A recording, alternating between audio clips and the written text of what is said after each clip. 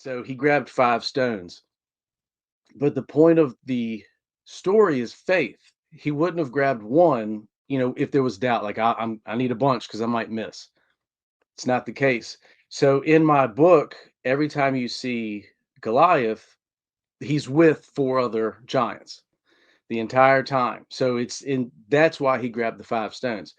What led me to believe that obviously was getting down through the story when David and his group of militia ended up killing Goliath and his 3 brothers and son, making five giants. The Codega is a guide and a storyteller, escorting you through the night, lighting the way, warding off thieves, ghosts, demons, and other oddities. Along the journey, his companions would often share with him the most curious of stories that he'd record in his Codex. Perhaps you just might find yourself traveling with the Codega and sharing one of yours. In 1882, a remarkable discovery was made in the remote hills of Wisconsin. While workers were digging a canal there, they uncovered something that would spark an archaeological mystery that persists to this day. They found a series of giant human skeletons, some measuring over 12 feet. The bones were perfectly preserved, and the site included burial mounds that seemed to have been carefully constructed. Word of the discovery spread quickly, and the scientists, archaeologists, and even the curious public flocked to the site to witness this extraordinary find. Now, the bones were examined, and many were convinced that these giants were not mere legends, that they were real. In fact, some even early reports suggested the skulls had elongated features, reminiscent of ancient depictions of giants or the Nephilim mentioned in the Bible. Now, as soon as the skeletons were discovered, the artifacts then just seemed to have vanished, disappeared. Despite various attempts to find out what happened to them, the remains were never seen again. Some even speculated the skeletons were removed by the government, or some actually believed that it could have been who else but none other than the Smithsonian. And there's even rumors that it might have even been private collectors who decided to take these skeletons. Now, were these giants linked to the ancient Nephilim? And did the Earth once host beings of such incredible size and strength? And if so, what happened to them? And why are the findings so frequently suppressed? Welcome back to Codega's Codex of Curiosities. I'm your host, Rai, the Codega, and today we're venturing into a world of ancient mysteries and untold stories. Today's guest is Adam, an author and researcher who's not only diving deep into some legendary stories, but he's been uncovering hidden truths that could change the way we look at history. Adam has written a fantastic comic that I had featured earlier on called 5 Stones. I've done this in a couple episodes, probably about 3-4 months ago. He sent me some stills of his book, 5 Stones, and I put them on. Everybody should go check that out. Now he's finished it, and now he's starting a new book, a new comic called Great Fish. But this isn't your traditional retelling of the Jonah story. This time, Jonah doesn't face a whale, but rather something much, much larger. So now, Adam has been meticulously researching every small detail, and his findings go well beyond just this one story, just these 2 stories. And so in his work, he's documented more about the Nephilim giants and other supernatural occurrences, which that paints like this more realistic picture of our ancient history, one that is just so many times overlooked. All right, so everyone, I want you guys to stay tuned as we dive into these mysteries here with Adam on today's show. But before we get there, I'm going to ask everybody, I'd love for you guys to help me out here. And what do I mean by that? I mean, share the show with your friends, with your neighbors, with your family, anybody who's going to enjoy the show. That's what I'm going to ask for you guys to do. That's my call to action, is see how many times you can share the show. Let me know, and I'll give you a shout out, because I really could use some help from you guys. You guys are all my big supporters, and I just need a little bit more support. And with that, we're going to bring Adam on to Codega's Codex of Curiosities. So, Adam, welcome to the show. What's going on, brother? How we doing? I'm doing great. I'm doing great. Fantastic to have you on. You know, we've been in communication a while back there when you sent me the 5 stones, which was great.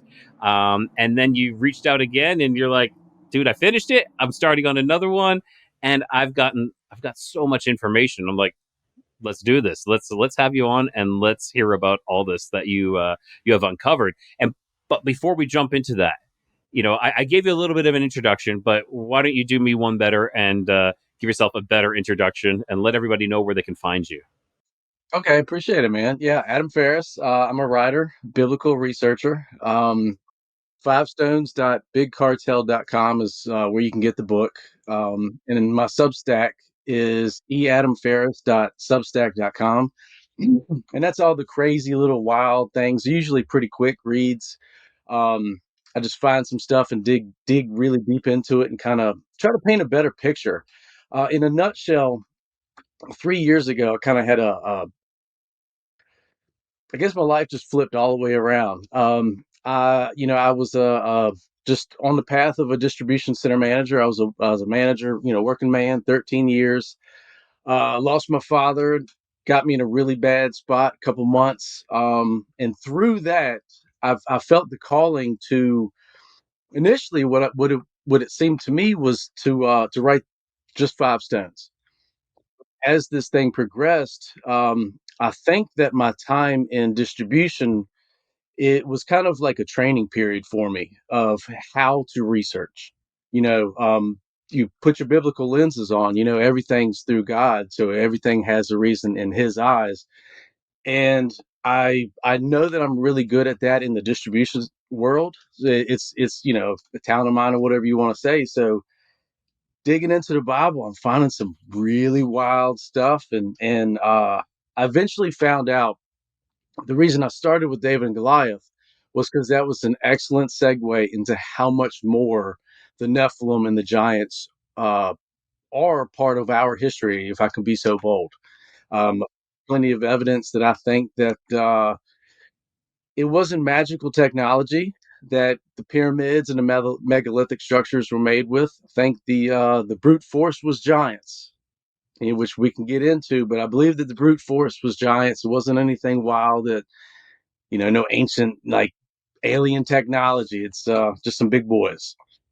So yeah, we can dive into all that crazy stuff, man. And again, appreciate you having me on. Dig your show. And hats off to you, brother. I thoroughly appreciate that. I really do appreciate that. Now, why don't we just jump straight into it? So, yeah, your initial book was 5 stones, and that was David and Goliath. Why don't we start there and then just let it go where it needs to go? Yeah, absolutely. So, when you think of David and Goliath, you think of generally one thing, right? David, one stone, and a giant. That couldn't be far any further from the actual story, right? So he grabbed 5 stones. But the point of the story is faith. He wouldn't have grabbed one, if there was doubt, like I need a bunch because I might miss. It's not the case. So in my book, every time you see Goliath, he's with 4 other giants the entire time. So that's why he grabbed the 5 stones. And what led me to believe that obviously was getting down through the story when David and his group of militia ended up killing Goliath and his uh, 3 brothers and son, making five giants. So that's coming from the distribution world. There's always uh, there's always a piece to the puzzle. There's no coincidences, right? If you order a tire and it doesn't get to you, it didn't disappear. Something happened to it. So that's how I'm attacking this. Is there's always a key. There's always a piece. You just got to find it. Down the road, you find out that there was more giants there. So that's why I start really digging in. In the book, you'll also notice there's a little arc with Goliath, and that's what it's going to really get us into this thing. So the first time you see him, he's in makeshift armor. He's got leather, a little bit of steel or iron or whatever, but mostly leather. Next time you see him, he's head to toe armor, suits of armor. So at that time, I believe that's when, you know, the bad of the bad had been killed through, the conquest into the promised land. So what was left over was being converted, um, and being conscripted for manual labor. And you find that in Solomon. Solomon was conscripting giants, all of the remaining tribes from the conquest, as his labor force. And Jeremiah 52:20 references this. The weight of the two enormous pillars and the 12 bulls were tremendous. They had no way of estimating it. In parentheses, they had been made in the days of King Solomon. And that's just the tip of the iceberg. But yeah, so I'm digging into. I read the story a million times, obviously, because I'm just trying to find, how I'm going to write the story, how I'm going to lay it out, what's the point.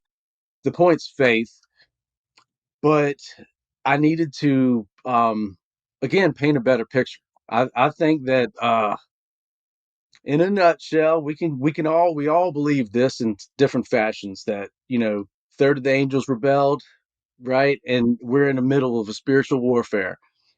So, truth is somewhere in the middle, and those bad guys are still there. Um, and you see that progressing through. You see. Um, Sorry, I lost track of thought. Yeah, no worries, no worries. Um, Shut. All right. So, Cleopatra's Needle. Are you familiar with Cleopatra's Needle? This is something I've heard before, but just in passing. So you need to fill me in, plus fill everybody else in as well. Yeah. So, and I don't want to go like too crazy from Five Stones and Goliath, but it kind of helps me If it all again. plays a part, that's important then. Exactly. And it like I said, I think that that's what was the development of our landscape. So Exodus 20:25 references, if you're going to use a stone from an altar, it cannot be, don't use a tool on it. Using any form of tool or shaping it will make it unfit, unclean. And that kind of stood out to me. It was like, what is that, if we're making something, for God, wouldn't that be? But then you start thinking about it, and you're putting you into it, right? So that kind of just stood out. And then you notice that everybody uses faith markers. That's whenever something happens, they put a standing stone. So I'm noticing a pattern with the standing stones. And you see in Five Stones, I insinuate this with the pyramids and the electricity and whatnot. So, um, start doing research on standing stones. Then, find Cleopatra's Needle. So Rome did not collapse. I think we can all agree on that. What I believe is it's the same group that's been starting and going this whole time. And I think that there's specific patterns that you can see. Cleopatra's Needle is one of those ones that kind of got me to thinking about that. Um, William Henry Vanderbilt financed taking uh, an Egyptian obelisk from Egypt. There's two of them. One came to New York, one went to London. William Henry Vanderbilt was a Mason. 50 to 90,000 Masons were there that day when they constructed the obelisk in New York City. So, I mean, again, I'm going down. This is when I'm doing the Five Stones, and I'm just kind of discovering like how much Nephilim is involved in our world, How deep more this than all what. goes. Yeah. Yeah, yeah, and that's why I think that we're obviously being lied to, because how obvious it is right there, and they're telling us it's this alien technology when it's right here. So, anyways, let me get to the point. So, they get the obelisk to New York, open it up. Inside of it are the plume and all the Freemason symbols, or the actual tools in the pyramid. That's where they get symbolism from those tools, but the actual tools were in the pyramid. Now, pyramid, Egypt, Goliath, right? All this crazy stuff is going on at this time. So they get this pyramid to New York. Now let's get back to the faith markers. The Cleopatra's Needle is right in front of the Met Gala. Met And and Gala. and, and that's the obelisk. They call it Cleopatra's Needle. Okay. Cleopatra's Needle. So Okay. there's always a standing stone in front of a temple. So they put that in front of the Met Gala. Met Gala, they have the largest Egyptian artifact of any museum, and the first exhibit was a Roman sarcophagus. Right? So this is how I'm learning. Like, whoa, this is bigger than just Goliath, right? So let me tie this whole Cleopatra's Needle thing in. So you know that the pyramids in Giza match Orion, right? Yes. Correct. You've Yeah. heard that. Well, there's speculation, and I guess in the Egyptian, with the Egyptian gods and their faith, it was that the Orion was closely linked to Saftet, the goddess who personified Sirius. The pyramids, that you know how they're in that shape, they point towards the Sphinx. The Cleopatra's Needle, there's three obelisks in New York, and they point towards the Statue of Liberty. Okay. That's So interesting. Yes. yeah, so I'm finding this out, and that's why I put a whole lot more Nephilim in the pyramids. I made sure I put the pyramids in the book because yeah, it's a different It's picture tying than together. we Yeah. realize. Yeah. Yeah. Yeah. Exactly. Okay. Okay. This is really interesting. So where do we go from there then? What is the next step?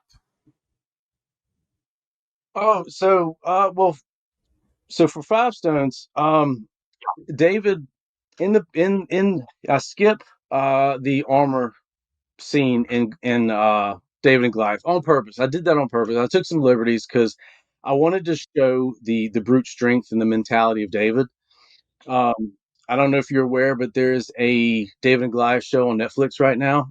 Yes, there is. I was going to watch that here soon. But what is your take on that Netflix series?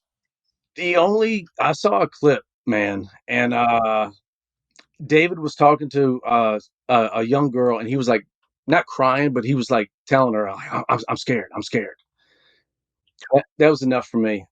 David wasn't scared. No, David yeah, and wasn't scared. he even refused the armor as well, right? He even refused. Yeah. Was it? Yes, yeah. It's Yes. like no, I don't need that. Yeah. So when he got his calling, he was a shepherd. He killed a bear and a lion around about the age of 14 by hand. Because like they a sword wasn't like a predominant weapon for especially for shepherds. By hand, 14-year-old. You know, yeah. So you gotta feel like he's gonna have a chip on his shoulder. So I don't like, again, Nephilim. I don't like when they get that Hollywood twist on it and try to take away the seriousness of a story. Again, I believe that's what I'm doing. My calling. Dr. Randall Smith says that whatever irritates you the most is your calling. Okay, okay. So it's yeah, and it's kind of like you want to do it proper justice, right? You're like no, no, no. Let's take the Hollywood out of this. And I was just interviewing someone recently where she was talking about witches and Wicca, and she was hating how Hollywood portrayed them, and it seems just like this on anything, the Hollywood twist onto it. It just doesn't. It's not right, They're trying to steal the story or to change the story. Mhm. It was an extremely medieval time. It was every uh hybrid animal, hybrid whatever that we've seen in every ancient whatever. 100%. I believe we're walking around now. I do believe that a lot of them were telling people they were gods. Okay, They weren't. I believe so. I believe so as well. That they were acting like that because that is they were that much. I don't want to say greater, but they were stronger and bigger, and they're walking around and being like, yeah, Oh my gosh. So yeah, and yeah, like David David leaves. David he kills Goliath. Saul can't handle it. It's a whole big thing, and he's trying to kill him. It's a whole big thing. David has a tough life. He doesn't have anybody that like really like loves him for him, which is crazy. Is ironic because his militia, which was a Gibborim militia, loved him, and they were like dedicated to him, and figuratively came to God through him. But they were all like uh giants and hybrid humans. So I'm doing a super deep dive on the 37 mighty men. Yeah, It's I was taking about to say, wasn't it called like the Mighty Men or like yes? I'm so it I'm interested in that too as well. Like I did hear there was giants, but you're saying there was like hybrid men in there as well. Man, I just found today. I just found today. And this will tie for a second to my next book. But Benaiah, the son of Jehoiada, the son of a valiant man of Kabzeel. Um, Benaiah is one of David's mighty men, and he killed two lion-faced men of Moab and a lion. So, you can't take that wrong. It's not like, oh, it was three lions. No, that was two lion-faced men of Moab and a lion. So he's a bad dude on himself, but his dad, I just found today, and it's crazy on translations. When you're doing your research, you got to check all the translations. The Living Bible, I think, is like the rawest, the like grittiest. There are Jehoiada and 22 of his family were part of the fighting priests. Okay, I haven't heard of the Fighting Priest before. Me neither, brother. And I found it today. It was like, what? And because again, looking at distribution, there's always got to be a piece to this, or it's just bull, right? So why would Benaiah be so bad? Why would he be so tough to be able to do this? Well, there's got to be a reason. And then you go back, and again, going to speak on the being it so medieval, like it was wild. It was everything was running around. It wouldn't have been nothing for you to see some, half he goats and stuff. So that, you know, of course, you're going to have people going off. You got to wonder what their intent is when they're starting religions, right? Anybody coming from Esau is not going to have a good message. But yeah, so and that's just one of them. So his top three, because in his mighty men there were the top three, and I just put a blog out this today. It took me a couple of days to like break it down, but two of them were giants, and I'm gonna read the description of the second one, and you tell me what that sounds like. I'm looking forward to this. Yeah. So, Eleazar, son of Dodo, the Ahoite. So, Ite obviously is from Ahoa, right? Yes, that's how Israelite and Benjaminite. Well, Ahoa, AH in Hebrew stands for it means to howl or hack or hack, and then OAH denotes some kind of animal, which animal is unknown. So the Oaites were some kind of growling beast that we don't know, unknown animal. When you break down what the name means, right? Like the first guy, Adino the Etzni, ETZ in Hebrew stands for tree. So, and then Ni, so Hebrew is a bridge. Hebrew, the language is a bridge. You got to like break it down, and a lot of times it's not what it is; it's what they're saying, right? Like David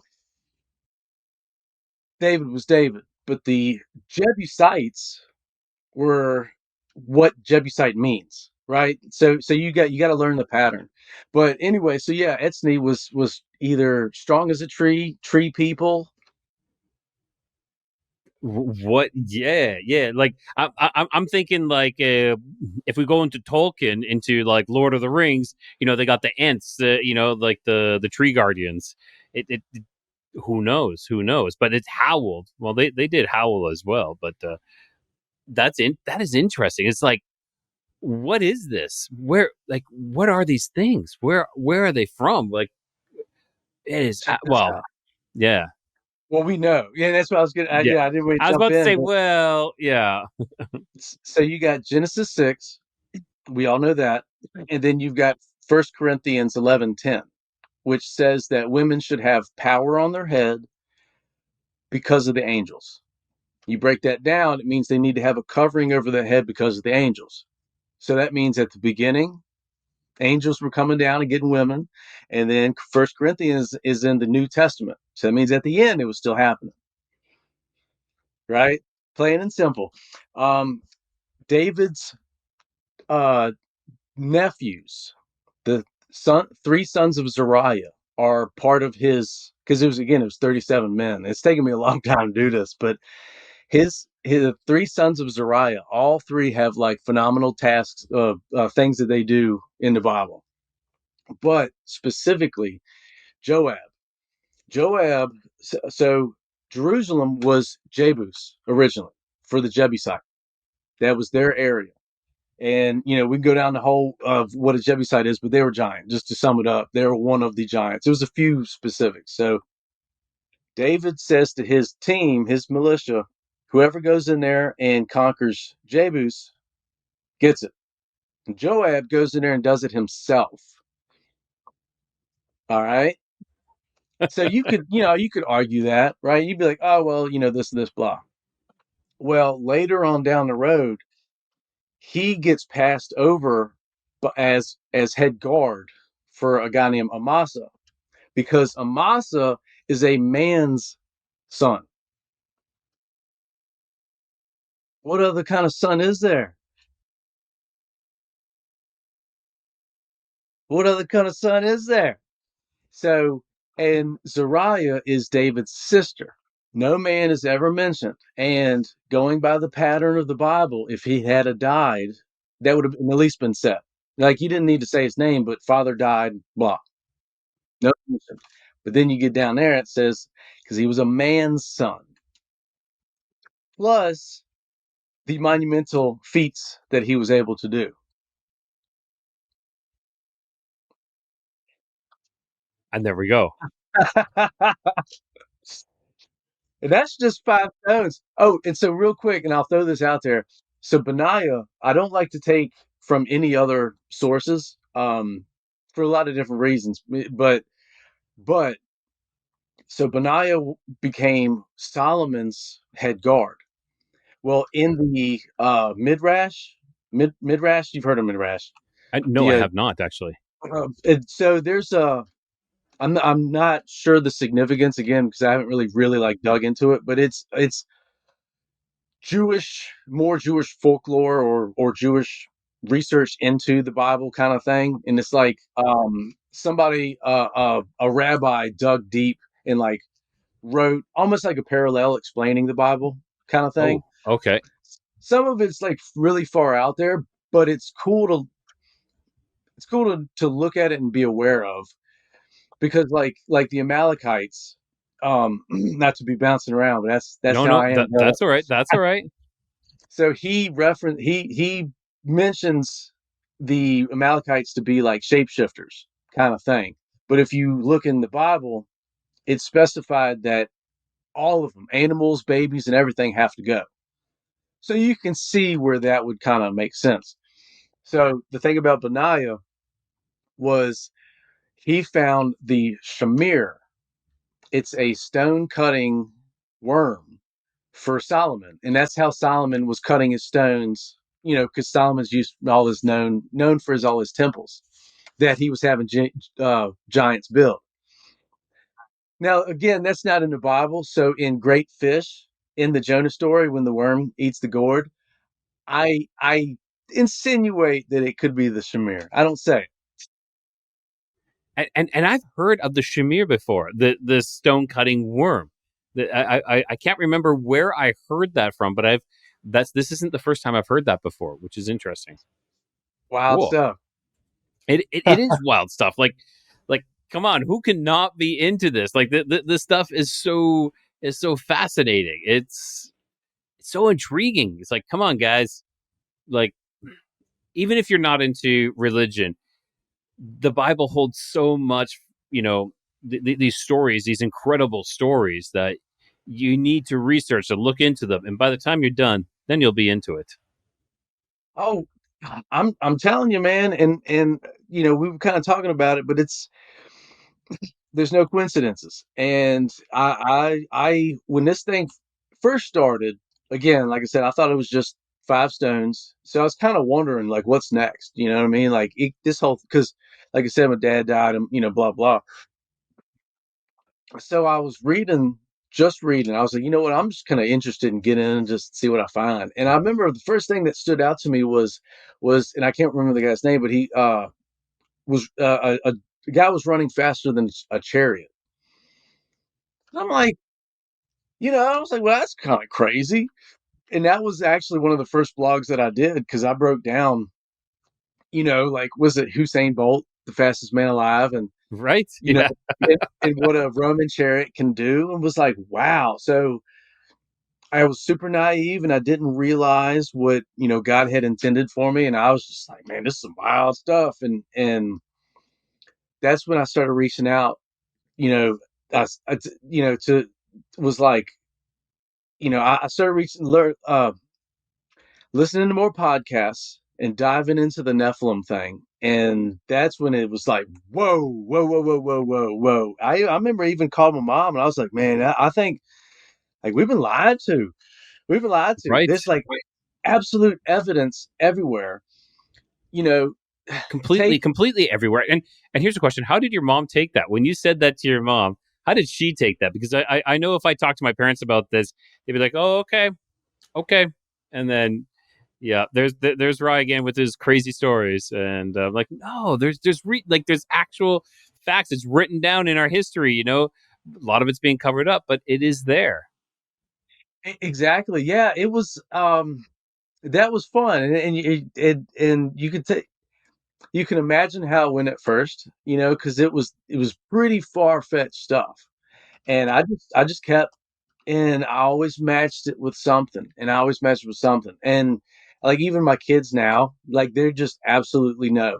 There's giants, like, that was that. You know what I mean? I'll be reading in the morning, drinking coffee, and I'll just be like, "Hey, babe," and I'll read something wild to my wife, and she's like, so yeah, it's been super eye opening, man, and really wanting to do my part and explain to everybody. Think about the pyramids. What's that math? It's so many blocks, so many million. It would have taken how long? 20 years. That's by a 5'7" to a 6 foot tall person, Correct. Correct. and that's the way that we're looking at it. So David, while he was building his militia, he was walking with 600 Gittites. Now, Gittites are the race that Goliath comes from. So, right, they're probably giants. He was walking with 600 giants. And it specifies, again, details. It specifies, and the land was in fear as they passed. Well, imagine if 600 giants were building the pyramid. It probably wouldn't have taken 20 years, No, no, a couple months. Yeah, we got it licked here. right? And now, were you able to, in your research here, were you able to get sizes of these giants? Were you able to get? Yeah. So the strongest that I have is like 100% concrete is Amos 2:9, where God specifies that Amorites are as tall as cedar trees. So, you know what I mean?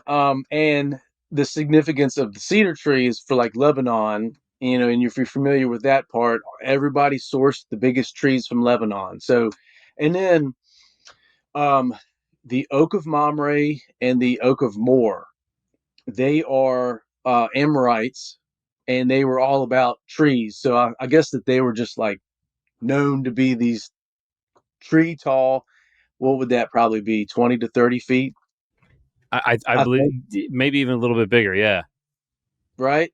And that's, listen. So we have to take every word serious in the And now, Bible. something I'm looking up here: cedar trees in Lebanon can grow to be 40 to 60 feet tall, and they can even reach heights of up to 130 feet. You said it, not me, man. So, 130-foot tall giant. We're just saying. Well, let's just go to 100. Let's go 100-foot tall giant. How fast are they going to build a pyramid? You know, and this is probably going to be a controversial statement, but I've been wanting to have this opportunity. Yeah, please do. This The is the place to do it. the megalithic structures, anyone, everyone you can think of. The crazy part is not the building; it's how they built it. Right, right. If you in and I, I'm nobody. Right, I'm not an engineer. I'm not an architect. Nothing like that. But it's just big objects. Right? Now they have found drill marks, they have found cut marks, right? They found scoops in rocks. Yes. Yes. I have a drill press in my garage. I have a chop saw, right? If I heated something up hot enough, you know, right? My point is that we're being lied to on purpose that it was this again some crazy ancient like alien technology of how they did it because it's really simple how they did it. Mm-hmm. If Well, and I know well, what we're being told though, like I think that's a conspiracy. The conspiracy is the ancient alien tech, but that's what the main that is what everybody believes. But yeah, what yeah. they're being told is like they were using balls to break away this. They're using balls of rock to actually break the granite. That is the actual story of what we're being told of how these were mined, which is just and chisels and copper and bronze chisels, which is ridiculous. Well, you know what's crazy, and I just thought of this, man. In Ezekiel, the king of Tyre is referenced. He's a bad guy, and he's done some bad stuff. And Ezekiel, is being told there's a prophecy. He was referenced as having been a guardian cherubim, not That I don't not know. That I don't know. Sorry. not like a garden tribune, cherubim. Referenced you were a guarding cherubim in the garden. Says it. You were. Doesn't say you were. You like Okay, so it. you have to explain to me what that is, because that I have. What if, right? Because you know how there was a lot of possessions in the Bible, and then now we kind of possession is kind of like is it real or is it not? What if King of Tyre? What if that's Nephilim and that's how everything's being controlled? And why do we have the bird on our logos, our money and all that stuff? Rome has the bird on their logos. Egypt has the bird on their logos. Look, if you get in a Ford Ranger and you get in a Ford Thunderbird, you're gonna see little things are the same, right? And if you look at all this, I know that's silly, but if you look at all this, all the everything has a little of the same. But it ain't like that now. Like if I build something and you build something, it's probably gonna look different. Yeah, I agree.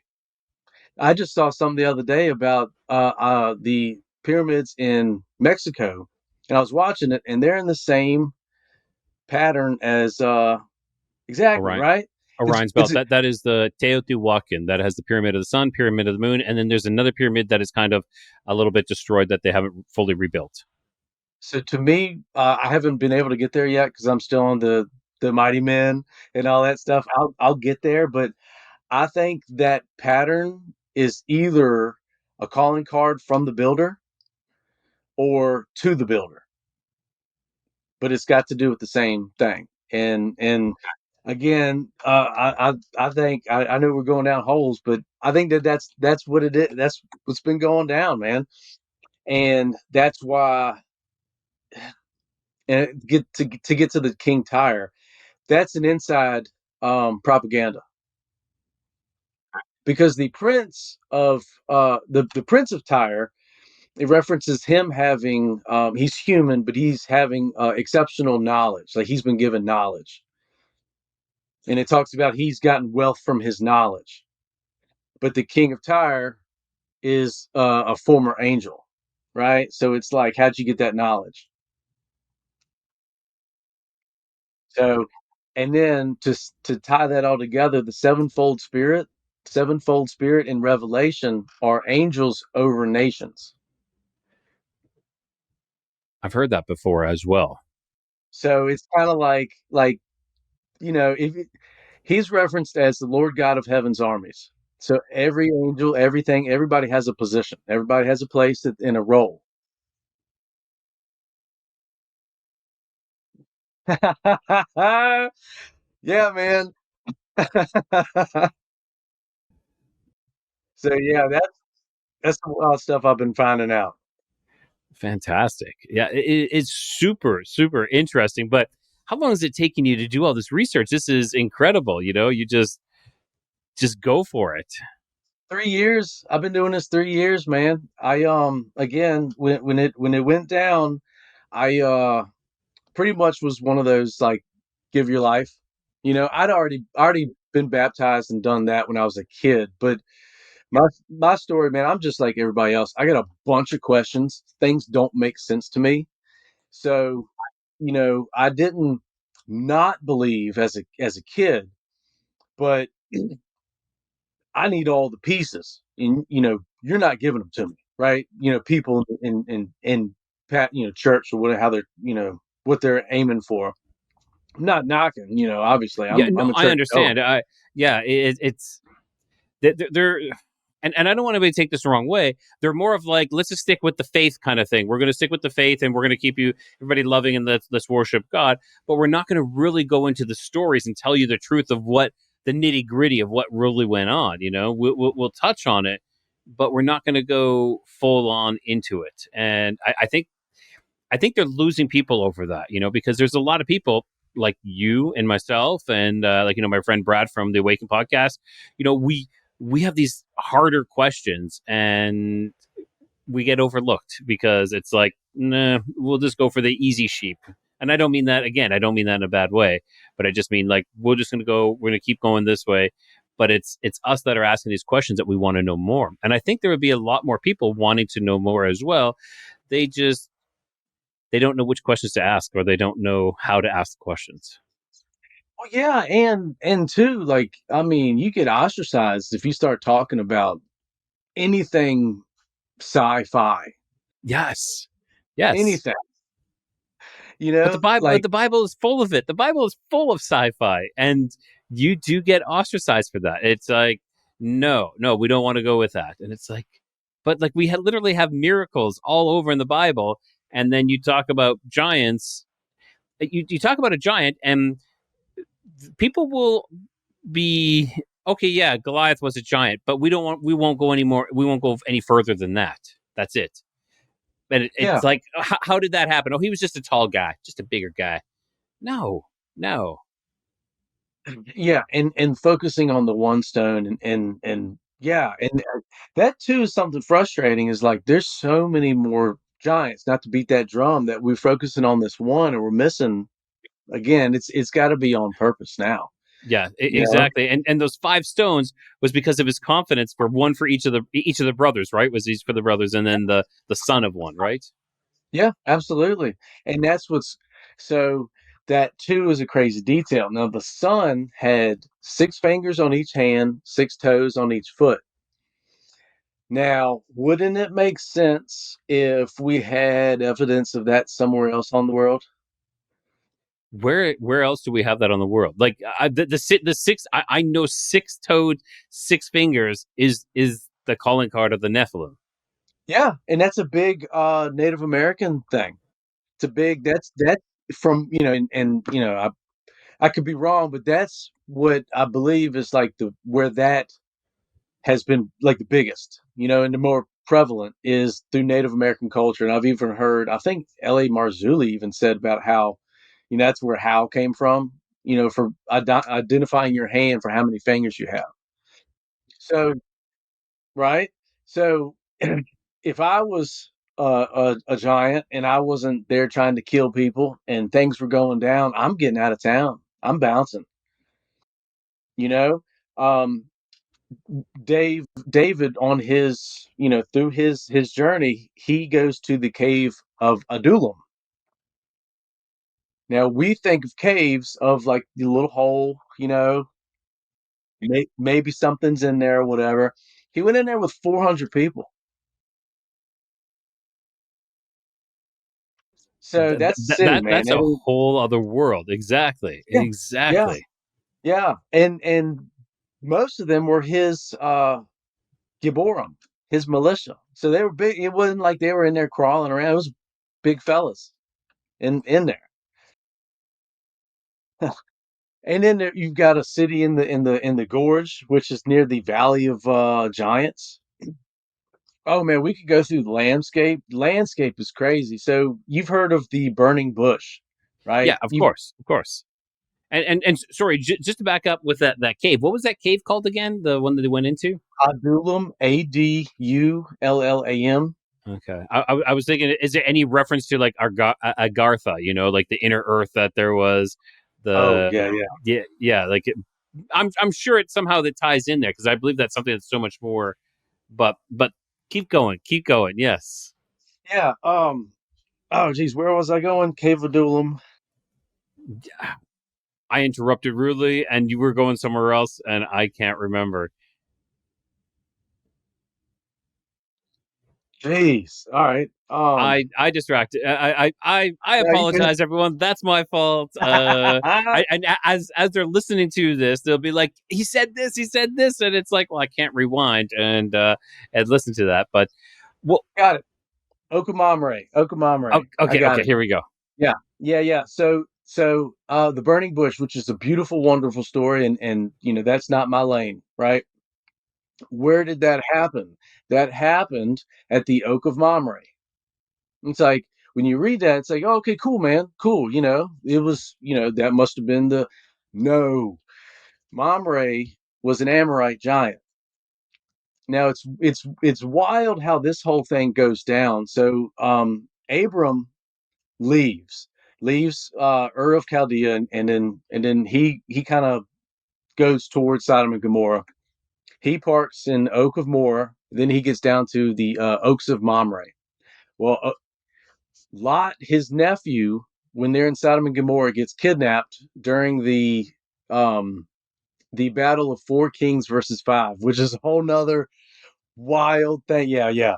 It's super complex. So he gets kidnapped, and then Abram, Mamre, and then Mamre's two brothers go and get Lot back. So it says that when during the burning bush, God's telling him, he's gonna, give birth to nations and all that stuff. Says that he's going to get into the land of Canaan, that the Amorites have not reached their evil yet. So he was hanging out. They were good in whatever fashion that means. They were good giants, and Abram was parked. And I mean, this is going to get real crazy in a second, but he was parked in the and was hanging out with Mamre, the Amorite, hanging out with him, was friends with him. Him and those three guys went with Abram to get his nephew and came back. And then when it was all said and done, um, the king was offering them a reward, and Abram's like, no, I don't need nothing. Just get my friends straight, which was the Amorites, the giants. So here's the crazy thing. Again, not going from non canonical, right? But the book of Enoch mentions root cutting. And all of us are wondering, really, what is root cutting? What is root cutting? Are they saying something else or whatever? Well, the oaks of Mamre, they were significant enough of oaks or a forest or tree, whatever it was, to make it into the Bible. You don't get into the Bible unless you're significant. And it was the Oaks of Mamre. It was Mamre's forest. Mamre was an Amorite. What if they were gigantic? Because they're referenced as the great tree, the great trees. Later on, the great trees. Maybe that's what root cutting is just experimenting and making and growing trees and growing this and that and just Like growing giant trees. yeah, like what else would root cutting, right? I think that's, again, that's Book of Enoch, it's not the Bible, but then I see the specifics of a giant and trees. It wouldn't be Oaks of Mamre if they were small trees, right? Exactly. And that's a whole other rabbit hole of world trees, right? The super large trees that people believe there's stumps all around and they've all been cut down. Yeah. What if it is? What I What if it mean, is the Oaks of Mamre? right? Very Oh, I much mean, could be it. dude, like, yeah, yeah. I mean, I'm all these. I noticed over 3 years that through my blogs, like not on purpose, but that when I found it, obviously became on purpose. But I was painting a crazy picture. I didn't realize it. So then I started going back and look, and it was like everything was connected. And I'm like, whoa, this is for me, and that's how you reach people, right? This would get this would get me if you were like, hey man, you know, man, I was watching a thing, right before we got on here about the pyramids in China. King Juan, I think, I'll, if I'm right. But yeah, man, the evidence everywhere, but it's all the same structures, right? All this Ziggurat. exactly. Yeah. Oh, Ziggurat of Ur. I don't know if you're familiar with that. No, I'm not. No, I'm not. I think that is the I remnant. feel so uneducated here now. It's like, oh crap, no, I don't know that, don't know that. Yeah, So yeah. it's like I'm taking notes. I'm always taking notes. But okay, let's go into this one. So I think that is the remnants of the Tower of Babel, the Ziggurat of Ur. Okay, which is awesome because that's what I wanted to go next with the Tower of Babel. So this is a perfect segue. So the Ziggurat of Ur. Yeah. And so the reason I think that is a couple different reasons. So it never, it first with, a lot of people say it's Nimrod and it's Babylon, and stuff like that.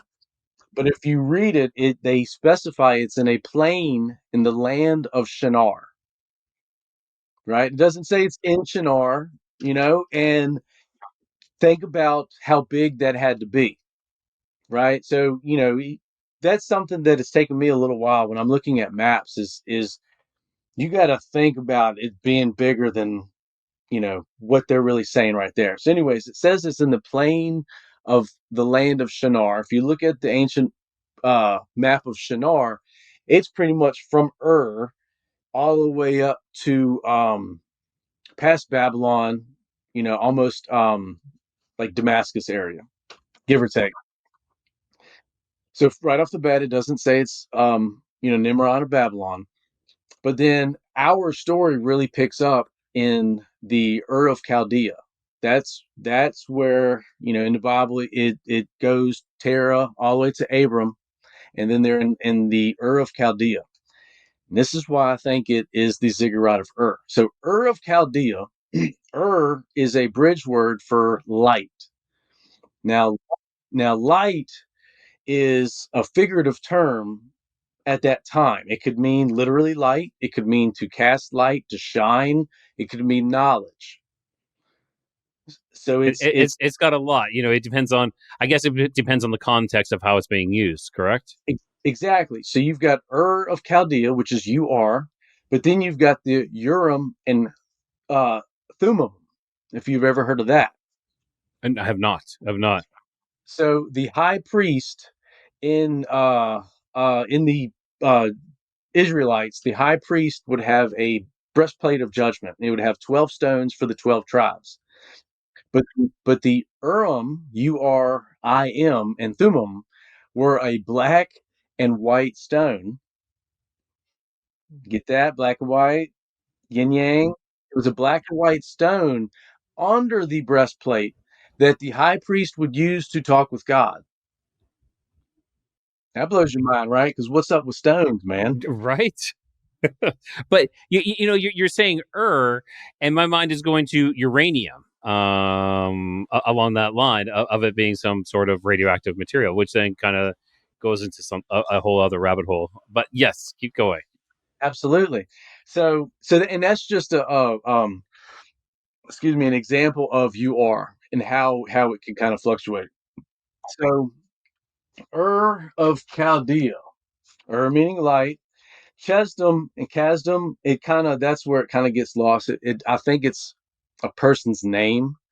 And there's other examples I can use where it can't get translated because it's a name and no one knew, how to translate it. But every time that you of Chaldea or the Chaldeans, anytime that's used in translations other than um, King James and all of the other stuff, referenced as seers or visionaries, right? And it's so it's you see but then you see it as fortune tellers and stuff like that. And it might be a stretch, but I believe so. So the ziggurat of was made by the I have it on here. Mamaeum was the king of orchestrated this temple, and then Saddam Hussein actually came back and had it like added on to, basically, and kind of did some repairs and stuff. So What? So, sorry. Rewind that. So you're saying Saddam Hussein, yeah, like yeah, Saddam that we invaded Iraq for, and then we went after for him yeah, for yeah. reasons that I'm still questioning why we actually went after him. I got that too. Okay. I Okay. got Cool. I got that too. But yeah, so he ended up doing repairs and adding on and stuff to it. Like, wow, what was why? So you can take as being significant knowledge, more knowledge, maybe spiritual knowledge and stuff. So if you look at the map, the ziggurat of is in a plain outside of Shinar. Shinar is right there in and where would that knowledge have come from to even begin? Because it doesn't say that it was Nimrod, and it doesn't say in the Bible. Other books say other things, but in the Bible, it says the people got together and the people built it. It would say Nimrod put it together. It was this thing. That's what it does. That's the pattern. So it says the people got together. So, and then just for, as in distribution, that's going to be a huge structure, huge, phenomenally large structure. We should see something. Yes, exactly. There should be some remnants of that. Yes. Something. And if you look at Ziggurat of it is a big building, big building, big ziggurat, big thing, big steps, big platform. So who's right, who's wrong? I guess none of us are going to know, but that's what I'm thinking, because I think if you look at what was around when all this was going down, Egypt was already established, and of Chaldea was established. Shortly after is when Babylon and all that was established. Like shortly after, not long, but so, and it's not in Egypt. And then you got a ziggurat of there. So, oh, and then Saddam Hussein, really quick. Yeah. This Take your is time. Take your crazy. time. That's fine. Yeah. All right. Hillary Clinton, Gilgamesh. Are you familiar with any of that? Well, Hillary Clinton, of course, and the Tomb of Gilgamesh. Is that where we're headed with that? Mm-hmm. Okay. Resurrection Chamber. Yes. Yeah. Yeah. So, Please. So I do know a bit, but please go into that. Treat it as if I don't know. I do know a fair bit, but please go ahead. sure. So there's either pieces to the puzzle. There's not. It's either real or it's not. It's black and white. So I see online one night a reel, I'm scrolling, and it was talking about Hillary Clinton. There was a Freedom of Information Act request for an email for Hillary Clinton requesting information on Gilgamesh. I'm like, there's no way that's that. So I went on Google literally, and I put in Hillary Clinton Gilgamesh. That's all I put in. Nothing should come up, man. Nothing should come up. A link for the Freedom of Information Act website came up, and the listing was for Nephilim, one Gilgamesh. So to me, I'm like, okay, I found something. So I found it, and there's been 2 requests for information, emails, and information regarding the resurrection chamber of Gilgamesh and the buried Nephilim. So I go down that for a very long ways, and it ended up getting back to the Clinton Library. They've got it's 26 pages for the report, but they won't mail it. You have to print it out in person, and I like as much as anonymity as I can have, so I don't want anybody visiting me. So I left it there. But Revelation 9, Revelation, wild book. Revelation 9 references the 4 buried Nephilim. Well, 4 angels. I'm sorry. This is where translations come in, because 2 translations, the Living Bible, and that's why I stand by the Living Bible, calls them the 4 buried demons in the sense of a fallen angel. Okay. Yeah, that makes sense. The Voice translation calls them the 4 buried messengers.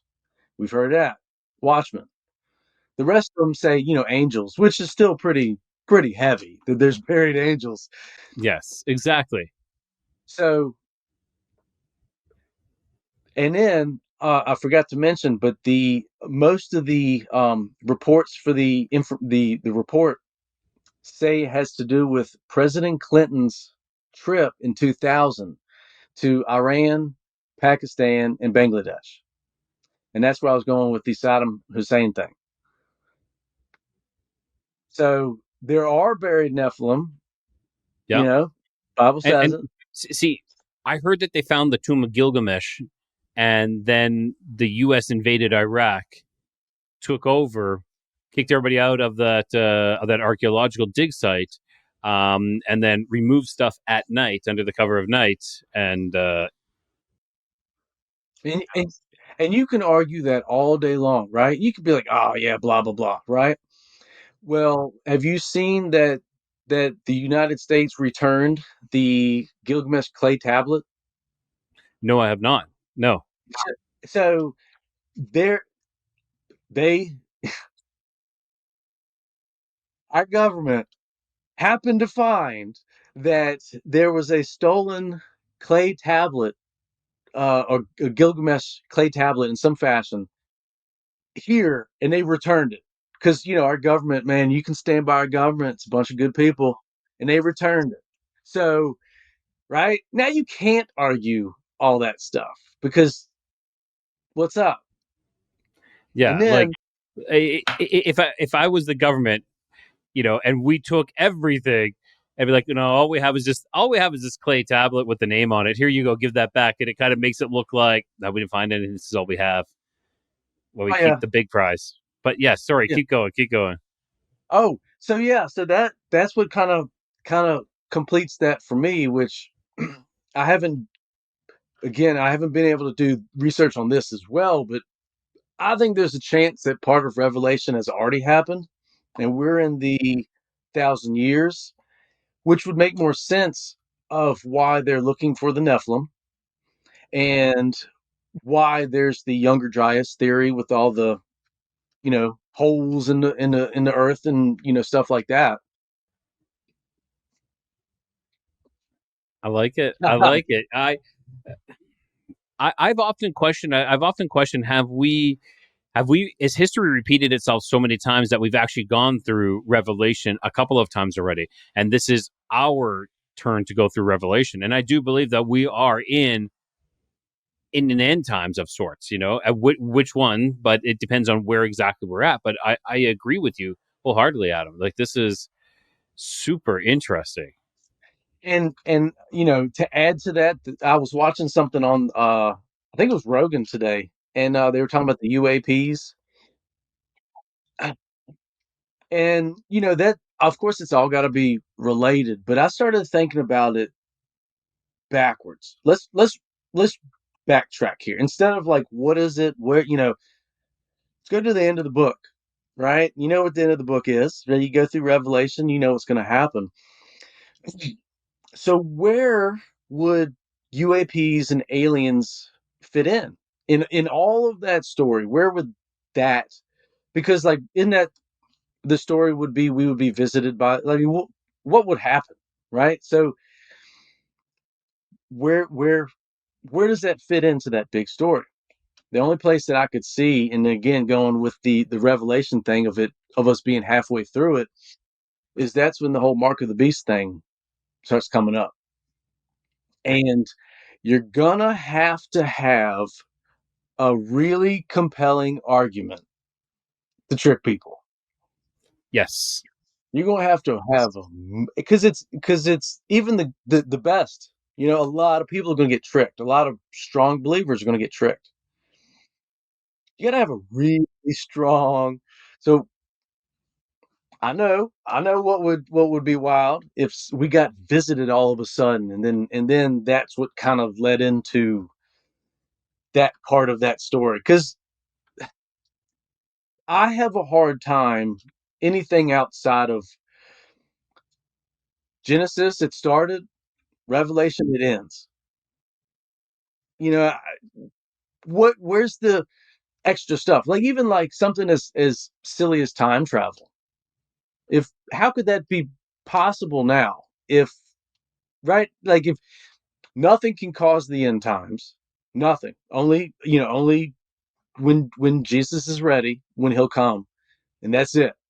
So then, how could there technically be time travel if we're just a blip on this entire spectrum and God is time? That's an interesting point. If we have the beginning, and then we have the end written in there. If we induce or include time travel, it there is no beginning and end. It's ever continuous. But then again, that is a very long debate to have. Yeah, it's a valid point that you're bringing up. Like, there's a beginning and end. No matter what, there's this and then there's that. But then again, can time travel just be still within those confines, and you can't actually step out of that? This is what you're locked into. Yeah, I mean, it couldn't be any, in my opinion at least, it couldn't be any more 2D. We are right in the middle of this wild spiritual warfare. There's evidence all over the earth that big old boys was walking around building stuff. There's evidence that nations keep falling, but then popping back up in a different way, falling and then popping up in a different way. Just no, no. It. I think that of course, that you can't acknowledge giants because then there's Bible, and then Bible there's morality, and that's a tough one for everybody. But that's why I think that there's a lot of these. I mean, why is it so hard to acknowledge or say it was giants? Why is that? Why is that weird? You know what I Yeah, mean? yeah, I agree. Like, you can suggest all this crazy stuff, but when you're like, well, what if it was this? Star Trek, weirdo. That's the facade. I believe that's the facade. It's on purpose. Very interesting, and I can respect that. I can thoroughly respect that as well, Adam. Adam, I know we're getting a little closer to here to the end, and I really enjoyed this conversation. Like the door is open for whenever you want to come back again, because this has been a great conversation. So, one last time, if you can let everybody know where they can find you and where they can buy your books. Yeah. Fivestones.bigcartel.com. is the books. eadamfarris.substack.com is my blog. I'm on Instagram too, eadamfarris. I like, as you guys have heard, I like to get really in there. I like to talk about stuff too, so reach out. You know what I mean? You got ideas, you got crazy stuff, holler. Awesome. Adam, it's been great, and like I said, the door is open. Whenever you're ready to come back, whenever you want to talk again, you just fire me an email, and I'll get you back on. Yeah, it was fun, man. I appreciate it, brother. No problem, no problem. Thank you so much, Adam. All right, everyone, that was Adam Farris with a very deep talk, and we went into David and the Five Stones and his book Five Stones. Highly recommend everybody check it out. And if you have any questions, hit up Adam, ask him, and we're definitely going to see him back here. He's I think it was like many of my guests. We just touched the surface. This is the first interview. We're just touching the surface. We're gonna keep going deeper. And with that, if you guys have any, if you guys have done any research, if you had any experiences, make sure you guys hit me up at codexofcuriosities@gmail.com. I'd be more than happy to, have a chat first, and then we'll see if you can come on and tell your story or talk about your research, because that's what this is all about. It's all about finding those hidden nuggets of information, finding uncovering this hidden past, or that it's right there for us. And it literally is in our books, but yet we overlook it, we glaze over it. But let's focus on that, and let's find those answers. And with that, everyone, keep your curiosity wandering, keep the light lit, and always find your way home.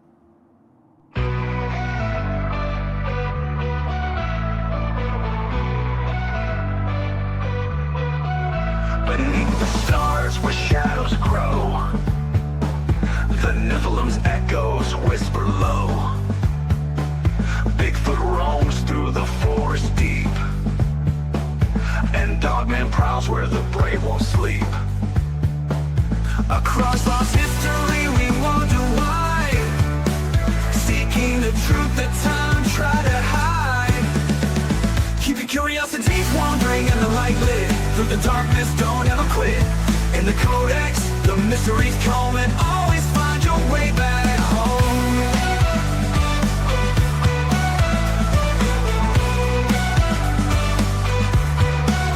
UFOs streak through the velvet skies, aliens watch with unblinking eyes. The paranormal hums where silence breaks, in the void of secrets a lantern wakes. Through hidden realms and stories untold, the Codex flame is the light to hold. Keep your curiosities wandering and the light lit, through the darkness don't ever quit.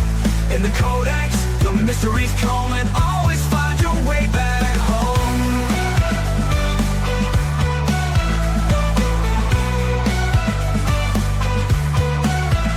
UFOs streak through the velvet skies, aliens watch with unblinking eyes.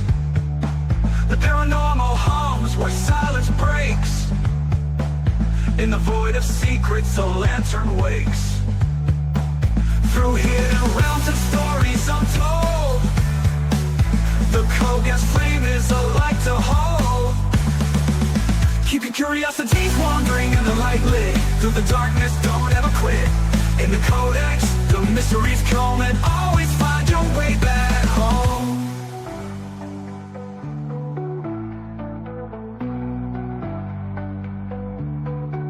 Legends rise from the Earth's deep core, a lost legacy we can't ignore. With every step, the veil grows thin, revealing worlds where the strange begins.